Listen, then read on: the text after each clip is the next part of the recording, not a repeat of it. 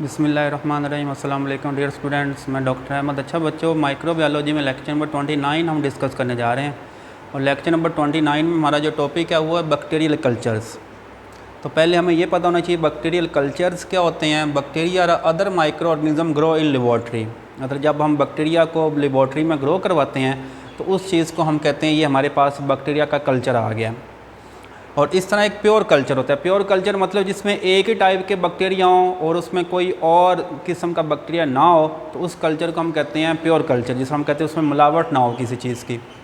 तो देखें, it consist of population of cells which are drive from a single cell. तो अब देखें, हमारे पास ये एक सिंगल सेल था, तो इस सेल से देखें ये बहुत सारे सेल बन गए हैं, तो ये सारे सेल इस सेल जैसे हैं, तो इसको हम क्या कहेंगे? इसको हम प्योर कल्चर कहेंगे। अच्छा, उसके बाद मेथड्स आगे हमने बात करनी है कि मेथड्स कौन सी हैं of isolation of pure culture के। ये जो प्योर कल्चर है इसको हम कैसे बना सकते हैं या कैसे हम इसको सेपरेट कर सकते हैं, ठीक है। तो इसके लिए कौन से मेथड हम यूज़ करते हैं? तो इसके लिए पहला मेथड जो सबसे ज़्यादा यूज़ हो रहा है, इसको हम कहते हैं स्ट्रीक प्लेट टेक्निक, ठीक हो गया। तो ये स्ट्रीक प्लेट टेक्निक क्या होती है? इसमें ना आपने एक इंस्ट्रूमेंट यूज़ करना होता है जिसको कहते हैं इनॉकुलेटिंग लूप। जब आप माइक्रोबायोलॉजी लैब में जाते हैं तो ये लूप आप सब ज़्यादा यूज़ करते हो। ये देखें, ये वाला जो लूप आपको नज़र आ रहा है ना, इस लूप को हम कहते हैं इनॉकुलेटिंग लूप, ठीक हो गया। तो अब देखें, ये पूरा एक प्रैक्टिकल है, पूरा एक प्रोसीजर है। तो इस प्रैक्टिकल में आपने कौन सी चीज़ें यूज़ करनी है? तो इसमें पहले आपको स्ट्रीक प्लेट्स चाहिए, ठीक है, मतलब जहाँ से आपने जो बैक्टीरिया वो लेने हैं वो आपको चाहिए। दूसरा, आपको न्यूट्रिएंट एगर प्लेट चाहिए जिसके ऊपर आपने बैक्टीरिया को स्प्रेड करना है। और तीसरा, आपके पास बर्नसन बर्नर होना चाहिए। बर्नसन बर्नर मतलब ये एक लैंप होता है जिसके ऊपर आपने, जिसके बिल्कुल करीब आपने ये काम करना होता है। और फिर आपके पास ये इनॉकुलेटिंग लूप होना चाहिए। तो अब देखें इसका प्रोसीजर क्या है। तो जब आप इसका प्रोसीजर पढ़ेंगे ना तो 1 बाय 1 मतलब आपको ये याद होता जाएगा। तो आपने सिंपल क्या करना है, आपने सबसे पहले ये इनॉकुलेटिंग लूप लेना है, ठीक है, और ये एक स्ट्रीक प्लेट लेनी है, ठीक हो गया। तो ये देखें, ये हमारे पास इस तरह एक पैट्री प्लेट होती है, तो इसके ऊपर पहले से बैक्टीरिया मौजूद हैं। ये देखें, ये बैक्टीरिया मौजूद हैं, ये बैक्टीरिया मौजूद हैं, ठीक है। लेकिन इस प्लेट के ऊपर ये प्योर कल्चर नहीं है, ये बैक्टीरिया और हैं, ये बैक्टीरिया और हैं। तो आप प्योर कल्चर बनाना चाहते हैं तो आपने क्या करना है, आपने ये देखें यहाँ पे एक और प्लेट लेनी है, ठीक है, इसको हम कहेंगे न्यूट्रिएंट एगर प्लेट, ठीक हो गया। और ये आपके पास कौन सी होगी? ये स्ट्रीक प्लेट होगी। तो आपने ये लूप लेना है, ठीक है। तो लूप को आपने क्या करना है कि ये वाला जो यहाँ पे बैक्टीरिया कॉलोनी है इसके ऊपर आपने लगाना है थोड़ा सा, तो बैक्टीरिया क्या हो जाएंगे? इस लूप के साथ क्या हो जाएंगे? टच हो जाएंगे। तो जैसे ही टच होंगे, अब आपने क्या करना है, ये न्यूट्रिएंट एगर प्लेट लेनी है, ठीक है, और उसके ऊपर आपने क्या करना है, ये जो लूप है इसके आपने इस तरह स्ट्रीक बना देना, मतलब इसको आपने इस तरह स्प्रेड कर देना है। मतलब एक एंड से आपने शुरू करना है लूप को, ये देखें इधर से आपने शुरू करना है और पूरा जो लूप है आपने इस तरह इसको नीचे तक फैला देना है ऐसे। तो इस तरह क्या होगा, इस एगर प्लेट के ऊपर हमारे जो बैक्टीरिया हैं ये वाले फैल जाएंगे। तो यहाँ से जो बैक्टीरिया आपने यहाँ पे लाए थे, अब ये बैक्टीरिया यहाँ पे ग्रो करेंगे, ठीक है। तब यहाँ पे सिर्फ वही बैक्टीरिया ग्रो करेंगे जो अब यहाँ से लाए थे। तो ये क्या बन जाएगा?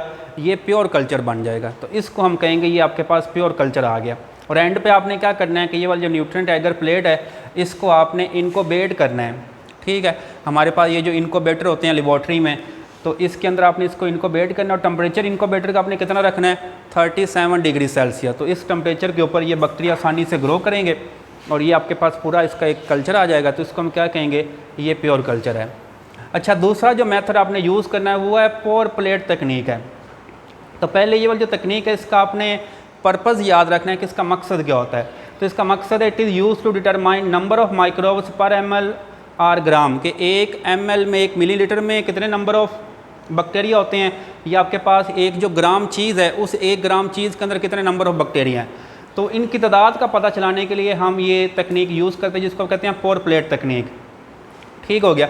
अब देखें इसका प्रोसीजर क्या, ये पूरा एक प्रैक्टिकल है जो लेबॉर्ट्री में परफॉर्म होता है। तो इसके प्रोसीजर में आपने क्या करना है, सबसे पहले आपके पास जो सैंपल है जिसके अंदर जो बैक्टीरिया उसको आपने डाइल्यूट करना है। डाइल्यूट के बाद आपने क्या करना है, place drop of sample on empty plate. उस तरह आपने ये देखें, ये एक एगर प्लेट लेनी है। तो इस एगर प्लेट के ऊपर आपने क्या करना है कि ये वाला जो सैंपल है इसका आपने एक ड्रॉप डाल देना है। और फिर आपने क्या करना है, उस प्लेट के ऊपर आपने ये देखें 15 ml मेल्टेड जो एगर है, ये मेल्ट किया हुआ एगर है, वो आपने डाल देना है। और फिर आपने इस एगर को सोलिडिफाई, मतलब ऐसा ऐसा आपने उसको सॉलिड होने देना है। और फिर आपने क्या करना है, इस कॉलोनी को आपने इनक्यूबेट करना है, ठीक हो गया। Each colony represent colony forming unit. अब देखें हमारे पास एक प्लेट के ऊपर जो ये देखें ये एक एगर प्लेट है, तो इसके ऊपर देखें एक कॉलोनी ये बन गया, दूसरी कॉलोनी ये बन गया, तीसरी कॉलोनी ये बन गया, ठीक है। तो इस तरह हर कॉलोनी को हम क्या नाम देंगे, हर कॉलोनी को हम कहेंगे कॉलोनी फॉर्मिंग यूनिट है, मतलब ये भी एक यूनिट है, ये भी एक यूनिट है, ये भी और ये भी, ठीक है।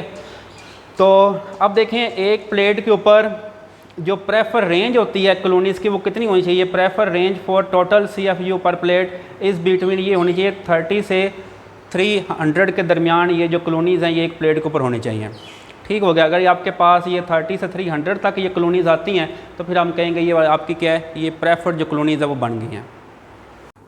अच्छा बच्चों, ये था हमारा आज का लेक्चर। उम्मीद करता हूँ मेरा लेक्चर आपको बहुत अच्छा लगा होगा। अपनी दुआओं में याद रखिएगा। मिलते हैं नेक्स्ट लेक्चर के साथ। अल्लाह हाफिज़।